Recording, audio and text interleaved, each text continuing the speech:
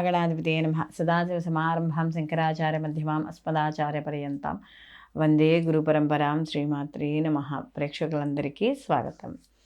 వారఫలాలు 14/1/2024 నుండి 20/1/2024 వరకు గల వార ఫలితాలను తెలుసుకుందాం. ఈ ద్వాదశ రాసుల వారికి ఈ వారం రోజులు ఏవైతే ఉన్నాయో ఈ వారం రోజుల్లో ఎటువంటి పనులు చేపట్టవచ్చు, ఎటువంటి పనులు చేయకూడదు, అలాగే ఏ రాశుల్లో ఉన్నవాళ్ళు ఎటువంటి ఫలితాలను పొందుతారు, అలాగే విద్యార్థులు కావచ్చు, వివాహం కాని వారికి కావచ్చు, అలాగే ఉద్యోగస్తులకు కావచ్చు, అందరికీ కూడా ఏ విధంగా ఉండబోతోంది, వీళ్ళు ఎటువంటి పరిహారాలు చేసుకోవాలి, ఇలాంటి విషయాలన్నిటి గురించి కూడా మనం ఈ వీడియోలో తెలుసుకుందాం. అలాగే ఈ యొక్క ద్వాదశ రాశుల వారికి కూడా నవగ్రహ సంచారాన్ని అనుసరించి మనకి అసలు ఎటువంటి ఫలితాలు గోచారం ప్రకారం ఎలాంటివి ఉంటాయి అనే విషయాన్ని మనం తెలుసుకుందాం. ఈ వారం గ్రహస్థితి కానీ చూసుకున్నప్పుడు మనకి మేషరాశిలో గురువు యొక్క సంచారము, అలాగే ఈయన గురువు యొక్క సంచారంలో ఈయన వక్రీకరణ అయిపోయి వక్రత్యాగం పొందడం అనేది జరిగింది.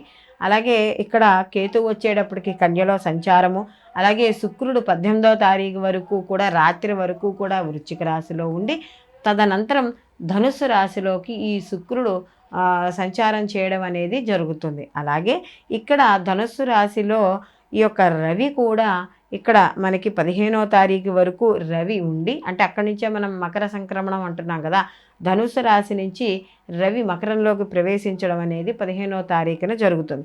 అలాగే ఈ ధనుసు రాశిలో కూడా యొక్క కుజుడు అలాగే బుధుడు యొక్క సంచారం అనేది నడుస్తోంది. కుంభరాశిలో ఈ వారము శని కుంభరాశిలో సంచారం చేయడం, తన స్వక్షేత్రంలో మూల త్రికోణ స్థానంలో శని సంచారం చేయడం, అలాగే కుంభరాశిలో ఈ వార ప్రారంభం నుండి కూడా చంద్రుడు కుంభ మీన మేష రాశిల్లో సంచారం చేయడం అనేది జరుగుతుంది. రాహు కూడా మీన రాశిలో ఈ వారం అంతా కూడా ఇక్కడ సంచారం చేయడం అనేది జరుగుతుంది. కాబట్టి ఈ గ్రహాల యొక్క సంచారాన్ని అనుసరించి ద్వాదశ రాశుల వారికి శుభాశుభ ఫలితాలు ఏ విధంగా ఉన్నాయి అనే విషయాన్ని తెలుసుకుందాం. సింహరాశి వారికి చూసుకున్నప్పుడు ఈ సింహరాశి వారికి ద్వితీయ స్థానంలో, అలాగే ద్వితీయాధిపతి వచ్చి పంచమంలో ఉండడం, అలాగే వీళ్ళకి కుజుడు కూడా ఈ యొక్క పంచమ స్థానంలోనే ఉండడం, రాశ్యాధిపతి వచ్చి షష్టమ స్థానంలోకి వెళ్ళడం. వీళ్ళకి రాశ్యాధిపతి ఎప్పుడైతే రవి షష్టమ స్థానంలోకి వెళ్తున్నాడో గత కొంతకాలంగా అనారోగ్య సమస్యలు కావచ్చు, ఇబ్బందులు కావచ్చు, ఏవైతే ఇబ్బంది పడుతున్నారో అవన్నీ కూడా వీళ్ళకి ఈ యొక్క రవి యొక్క మార్పు వల్ల అనుగ్రహమైన ఫలితాలు పొందడం అనేది జరుగుతుంది. కాస్త అప్పులు తీరాలనుకున్నా, లేకపోతే లోన్స్ కోసం ఎవరైతే అప్లై చేస్తున్నా వాళ్ళందరికీ కూడా తీరడం అనేది జరుగుతుంది. అలాగే వీళ్ళు ఈ వారంలో నూతన వస్తువులు, నూతన వస్త్రాలు కొనుగోలు చేసుకోవడం, అలాగే కాస్త ఏదైనా శత్రుమూలకంగా ఇబ్బందులు ఉంటే అవి తగ్గడం, ఆరోగ్య సమస్యలు కూడా కాస్త ఈ వారం తగ్గుముఖ పట్టడం అనేది జరుగుతుంది. అయితే సంతానపరంగా ఏవైతే ఇబ్బందులు ఉన్నాయో, అంటే వీళ్ళకి సంతానపరంగా ఏవైనా చిన్న చిన్న ఇబ్బందులు ఉంటే మాత్రం అవి కాస్త ఇబ్బంది పడతాయి. అంటే వాళ్ళ చదువు కావచ్చు, విద్య కావచ్చు, లేకపోతే ఏదైనా దగ్గర వాళ్ళ యొక్క మాటలు కావచ్చు, ఏవైనా సరే కాస్త మనసును నొప్పించేలా చేయడం అనేది జరుగుతుంది. అలాగే ఇక్కడ దీనితో పాటు బుధుడు కూడా వీళ్ళకి కలిసి ఉన్నాడు. అంటే వీళ్ళకి ద్వితీయాధిపతి అయిన బుధుడు కూడా వీళ్ళకి పంచమ స్థానంలో సంచారం చేయడం వల్ల కాస్త కొంచెం అంటే ఈ ద్వితీయాధిపతి అంటే కాస్త హాస్పిటలైజేషను, లేకపోతే కాస్త ఏదైనా శరీరానికి సంబంధించిన ఆరోగ్యపరంగా ఖర్చులు ఇలాంటివి కూడా ఏర్పడే అవకాశం అనేది ఇక్కడ కనపడుతుంది. అయితే మధ్యలో ఈ వారంలో కూడా కాస్త దైవారాధనకి వాటికి కూడా సత్సంగత్యానికో దేనికో డబ్బులు వెచ్చించడం కూడా ఇక్కడ జరుగుతుంది. అలాగే ఇక్కడ ముఖ్యంగా తృతీయాధిపతి అయిన శుక్రుడు కూడా పంచమ స్థానంలో ఇక్కడ సంచారం చేయడము, అలాగే గురువు యొక్క అనుగ్రహం సంపూర్ణంగా ఉండడము, ఇవన్నీ ఎప్పుడైతే గురువు యొక్క దృష్టి లగ్నం మీ యొక్క రాశి మీద ఉందో కాబట్టి కొద్దిగా వ్యతిరేక ఫలితాలు ఉన్నా కూడా వాటి యొక్క తీవ్రత అనేది మీరు తట్టుకునేలా ఉంటుంది. విద్యార్థులకు అనుకూలంగా ఉంది. రాజకీయ నాయకులకి వాళ్ళకి కూడా ఈ రవి ఎప్పుడైతే మార్పు చెందుతాడో వాళ్ళకి అప్పుడు కాస్త అనుకూలము, శుభవార్తలు వినడం అనేది జరుగుతుంది. అలాగే ఎవరైతే వృత్తి ఉద్యోగ వ్యాపారాల్లో ఉన్నారో వాళ్ళకు కూడా మంచి అవకాశాలు పొందడం అనేది జరుగుతుంది.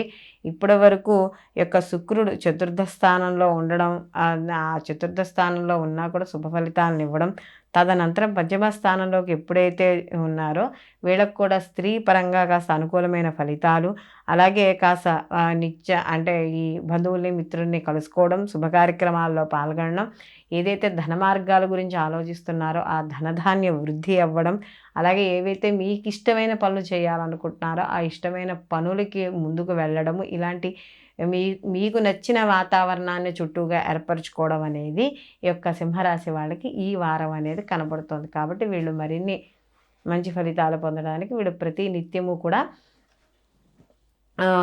ఈ యొక్క వీటికి సంబంధించిన అంటే కనకదార స్తోత్ర పారాయణ చేయడం కానీ, అలాగే వీళ్ళు ప్రతి నిత్యము కూడా ఈ యొక్క సూర్య ఆరాధన చేయడం ద్వారా మరిన్ని మంచి ఫలితాలు పొందడం అనేది జరుగుతుంది. అయితే ఇక్కడ మనకి ఈ గోచార ఫలితాలతో పాటుగా జన్మజాతక ఫలితాలు కూడా చూసుకోవాలి. అయితే జన్మజాతక ఫలితాలు అన్నప్పుడు ఒక వ్యక్తి పుట్టినప్పుడు ఆ పుట్టిన సమయము, అలాగే ఎక్కడ పుట్టారు, తేదీ ఏమిటి, ఏ సంవత్సరం, ఇలాంటి వివరాలతో ఉన్న ఏదైతే జన్మ తేదీలు ఉంటాయో వాటిని బట్టి కూడా మనకి అంటే ఈ జన్మ తేదీ అది తెలిస్తే మన జాతకం పూర్తిగా తెలియడం అనేది జరుగుతుంది. అంటే ఈ యొక్క వ్యక్తి జాతకంలో జరుగుతున్న మహర్దశలు కానీ, అంతర్దశలు కానీ ఇవన్నీ కూడా ఏ విధంగా ఉంటాయి, ఇవి గోచార ఫలితము బాగుంటే, ఈ జన్మజాతకము కూడా బాగుంటే, ఈ రెండు యొక్క ఫలితాలు కలిపి ఆ యొక్క జాతకస్తుడికి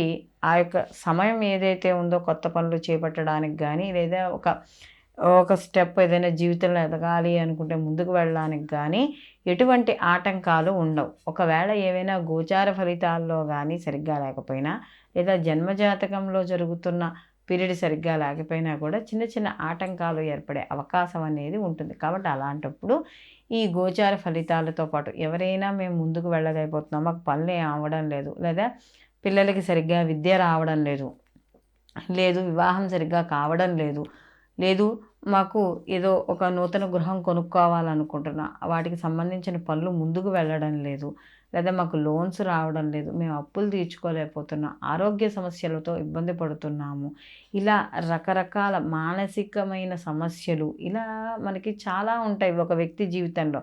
కాబట్టి ఇలాంటి ఎటువంటి సమస్యలైనా సరే ఈ గోచార ఫలితాలతో పాటుగా జన్మజాతక ఫలితాలు అంటే జన్మజాతకాన్ని కూడా తప్పకుండా పరిశీలనలోకి తీసుకుని ఆ యొక్క గ్రహాలు ఎటువంటి స్థితిలో ఉన్నాయో, జరుగుతున్న మహర్దశలను బట్టి ఆ వ్యక్తి యొక్క వ్యక్తిగత జాతకాన్ని బట్టి దాన్ని అనుసరించి చేసుకోవాల్సిన పరిహారాలు అంటే గోచార ప్రకారం చేసుకోవాల్సిన పరిహారాలతో పాటుగా జన్మజాతకంలో ఉండే దోషాల వల్ల ఏవైతే పనులు ఆటంకాలు ఏర్పడుతున్నాయో వాటి ద్వారా కూడా పరిహారాలు చేసుకున్నప్పుడు ఆ వ్యక్తి పూర్తి స్థాయిలో ఆ జాతకం ద్వారా వచ్చే మంచి ఫలితాన్ని, సంపూర్ణ ఫలితాన్ని పొందడం అనేది జరుగుతుంది.